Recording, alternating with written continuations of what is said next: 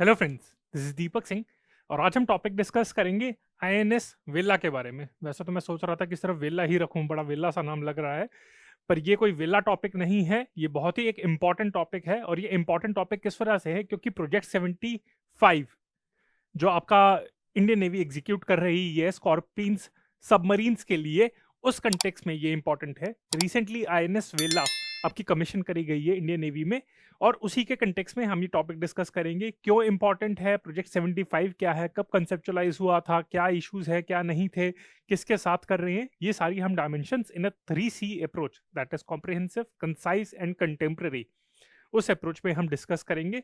तो let's start the topic of INS वेला। तो फ्रेंड्स, ये जो स्कॉर्पियन है, ये आप देख सकते हैं कि ये कमिश्निंग सेरेमनी है। तो इसके बारे में पढ़ लेते हैं कि जो वेला है वो फोर्थ सबमरीन है P-75, यानी कि project 75 of Indian navy, which was commission by navy chief admiral Karambir Singh at the naval dockyard. And अभी रिसेंटली, ये तो चलो वैसे प्रोजेक्ट 75 के अंदर ये सबमरीन आपकी कमीशन करी गई है, स्कॉर्पियन सबमरीन है, पर रिसेंटली साथ में आपका आईएनएस विशाखापट्टनम भी कमीशन करा गया था, ये भी कुछ दिन पहले ही। तो यानी कि नेवल स्ट्रेंथ काफी बढ़ रही है। फ्रेंड्स, मैं एक और चीज कहना चाहूंगा, ये सिर्फ प्रीलिम्स के लिए इंपॉर्टेंट नहीं है, मेंस के लिए भी बहुत ज्यादा इंपॉर्टेंट है। क्योंकि जैसे आपका सागर का कंसेप्ट आता है, इंडियन ओशन का आता है, चाइना आपका इंडियन ओशन रीजन में काफी ज्यादा एक्टिव हो रहा है, तो इस कंटेक्स्ट में ये आपका टॉपिक इंपॉर्टेंट हो सकता है। और सबमरीन्स का टॉपिक भी बहुत इंपॉर्टेंट है, क्योंकि सबमरीन्स पे भी कुछ ना कुछ इश्यूज होते जा रहे हैं। कुछ साल पहले भी एक एक्सीडेंट हुआ था सबमरीन का, तो ये यहाँ पे इंपॉर्टेंट टॉपिक हो जाता है कि सबमरीन की स्ट्रेंथ काफी हमको अपनी इंप्रूव करनी ही है। तो अब हम प्रोजेक्ट 75 के बारे में पढ़ लेते हैं कि ये प्रोजेक्ट एक्चुअली, पहले हम इसकी टाइमलाइन देख लेते हैं, फीचर्स देख लेते हैं, और कौन सी 6 सबमरीन्स इसके अंदर आपकी कंस्ट्रक्ट करी जा रही है, कौन सी कमीशन हो चुकी हैं, वो भी मैं आपको बता दूंगा। और उसको रट्टा मारने के लिए, याद करने के लिए, रट्टा मारने के लिए भी आपको एक छोटी सी टेक्निक बता दूंगा, ईजी रहेगी आपको याद करने के लिए। तो पहले जो प्रोजेक्ट कंसेप्चुअलाइज हुआ था उसके अंदर वो आई के गुजराल गवर्नमेंट, यानी कि आपका 1990s में जब ये प्राइम मिनिस्टर थे, तब डिसाइड करा गया था, कंसेप्चुअलाइज करा गया था 25 सबमरीन्स को एक्वायर करा जाएगा। But later on it evolved into project 75, under which 6 scorpion submarines will be आपकी कंस्ट्रक्टेड एंड कमीशन। तो ये था फिर आपका। फिर 2005 में India and France signed a $3.75 billion contract for building 6 scorpion class submarines.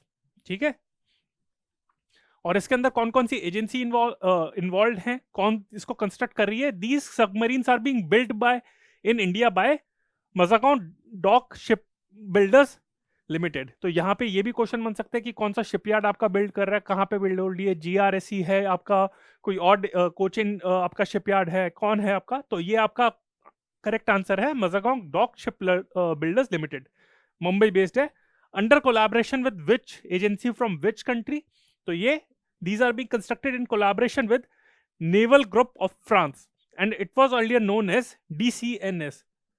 To be very honest, मुझे भी पहले लगता था कि सिर्फ अभी भी इसका नाम DCNS ही, पर बाद में मुझे पता चला कि इसका नाम नेवल ग्रुप चेंज हो चुका है। तो पहले इसे DCNS कहा जाता था। तो ये बहुत इंपॉर्टेंट है। हो सकता है कि आप अगर अपने पुराने नोट्स पढ़ रहे होंगे तो आपको लगे कि शायद DCNS ही आएगा, नेवल ग्रुप नहीं होगा। तो करेक्ट आंसर आपका नेवल ग्रुप है, ये ध्यान रख लीजिएगा, और ये फ्रांस बेस्ड है। पर ट्रांसफर ऑफ टेक्नोलॉजी के इशू के रिलेटेड काफी ज्यादा इसमें डिले हो गया। यानी कि आप देख सकते हैं कि 1990s में कंसेप्चुलाइज करा गया था, 2005 में एग्रीमेंट साइन करा गया था, फिर 2012 में डिसाइड करा गया था कि पहली सबमरीन मिलेगी, पर उसके बावजूद इतने डिले होते गए कि अब जाके चौथी सबमरीन अब जाके अब कमीशन हुई है।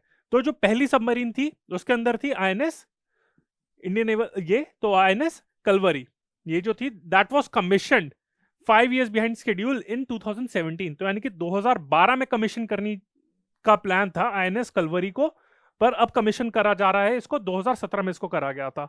उसके बाद 2 और कमीशन करी गई थी, और वो थी खंडेरी और करनाज करंज, सॉरी, खंडेरी और करंज। तो आपकी 3 हो गई, कलवरी, खंडेरी एंड आपका हो गया करंज हो गया। तो ये आपकी जो 3 सबमरीन्स है ये कमीशन हो गई थी। चौथी जो आपकी करी गई है, फोर्थ वन इज वेला, जिसके बारे में हम डिस्कस करें, इसके बारे में बताऊंगा। और जो फिफ्थ है वगीर, VAGIR, इसके सी ट्रायल्स चल रहे हैं। एंड जो सिक्स्थ है वक्शीर, तो वो अभी अंडर कंस्ट्रक्शन है, तो थोड़े टाइम में न्यूज आ सकती है कि वगीर को भी कमीशन करा जाएगा, क्योंकि सी ट्रायल्स अभी चल रहे हैं, तो थोड़े टाइम में। और जो वक्शीर है वो अंडर कंस्ट्रक्शन है। तो मैंने आपको बताया था कि इसकी मैं ट्रिक भी बताऊंगा, तो ट्रिक इसकी बड़ी इजी है, केवी। आप अगर ध्यान से देखेंगे तो इसके नाम तीन तीन नाम के से हैं। तो एक हो गया कलवरी हो गया, खंडेरी हो गया, करंज हो गया। और वी से कौन कौन से आपका वेला हो गया, वगीर हो गया एंड वक्शीर हो गया। तो ये आपके 6 सबमरीन्स हैं, जिनके 3 के नाम आपके के से शुरू होते हैं, 2 के नाम आपके वी से शुरू होते हैं। तो अगर इन केस कभी आपको नाम आए भी ना, तो आप उसका फर्स्ट अल्फाबेट देख सकते हैं।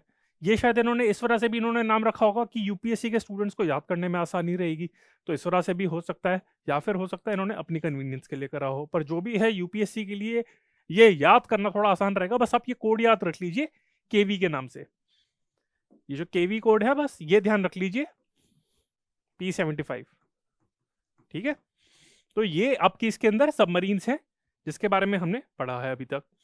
अब इनके फीचर्स के बारे में भी कर लेते हैं। These submarines have a state of the art sonar and sensor suite permitting outstanding operational capabilities, ये तो है। साथ में they also have an advanced permanent magnetic synchronous motor, जिसे हम कहते हैं Permasyn, PERMASYN, permanent magnetic synchronous motor as its propulsion motor.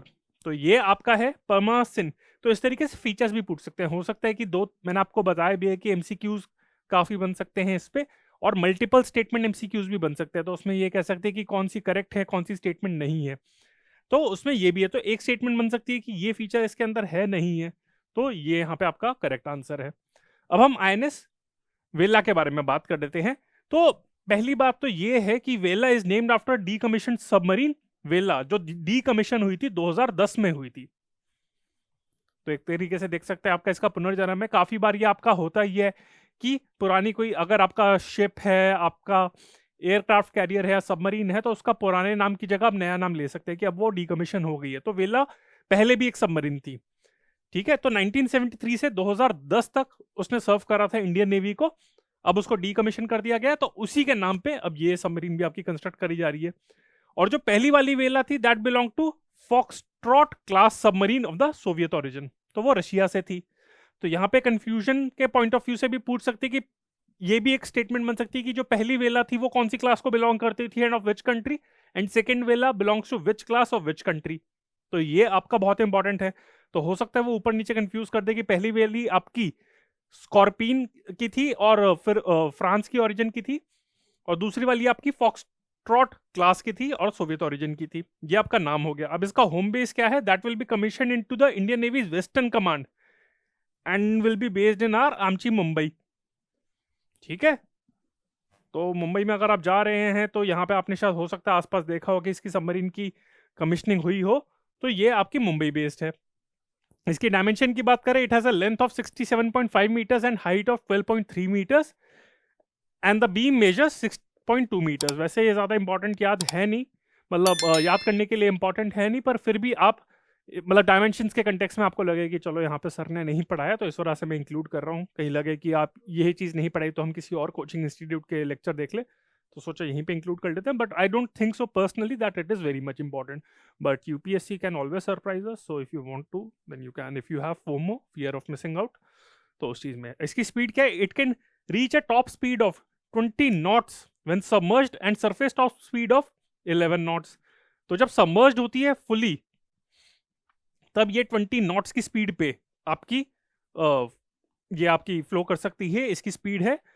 और जब ये हाफ सबमर्ज्ड है, जब इसके टॉप में आ चुकी है, तब इसकी स्पीड है 11 नॉट्स। तो ये आपका कैरिंग कैपेसिटी कितनी है, it can take up to 8 officers and 35 men. तो यानी कि आपके कुछ अराउंड 40 के आसपास ये लोग कर सकते हैं। इसकी पावर का देखें तो it's a diesel electric powered attack submarine. तो अटैक कैपेबिलिटीज हैं उसके बारे में तो पढ़ेंगे, और इसका पावर सिस्टम क्या है, डीजल इलेक्ट्रिक पावर्ड है। तो ये भी बहुत ज्यादा इंपॉर्टेंट है कि ये सबमरीन आपकी डीजल पावर्ड है, न्यूक्लियर पावर्ड नहीं है। वो दूसरी आपकी सबमरीन है, उसके बारे में अलग से डिस्कस करेंगे। It has 4 MTU 12 what 396 SE84 diesel engines and 360 battery cells for power and has a silent permanently magnetized propulsion motor. और मैंने आपको बता दिया था प्रोपल्शन वाले के बारे में, तो बता दिया था। ये स्टैट्स इंपॉर्टेंट नहीं है, आई डोंट थिंक सो, पर सबसे ज्यादा इंपॉर्टेंट है कि कौन सी पावर्ड है। तो it's a diesel electric powered, ये आपका इंपॉर्टेंट है। फिर वेपन्स के बारे में बात कर सकते हैं। इट इज डिजाइन, ये कहा जाता है, it is design to act as a sea denial as well as access denial warfare to the adversary. It is equipped, ये इंपॉर्टेंट है, C303 anti torpedo counter measure system and can carry up to 18 torpedoes और Exocet anti ship missiles और 30 mines in place of torpedoes. तो इसकी अगर हम दो बात करें, एक तो ये है कि it is equipped with anti torpedo measure system जिसका नाम है C303, और दूसरा है कि ये Exocet EXOCET anti ship missiles carry कर सकती है। तो ये दोनों बहुत इंपॉर्टेंट चीजें हैं। ये पूछ सकते हैं कि एंटी टॉर्पेडो सिस्टम कौन सा है। टॉर्पेडो आपकी होती है कि जो आपकी पानी के अंदर जो आपकी मिसाइल चलती है उन्हें टॉर्पेडो कहते हैं।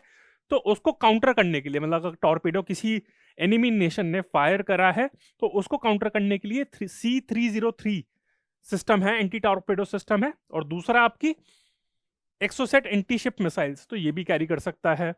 And it can engage in offensive operations across the entire spectrum of naval warfare including anti surface warfare, anti submarine warfare, intelligence gathering, mine laying and area surveillance. तो इसके बहुत सारे काम हैं इसके। तो ये बहुत सारी इसके अंदर क्वालिटीज है कि इतने सारे अटैक्स को ये इंगेज कर सकती है।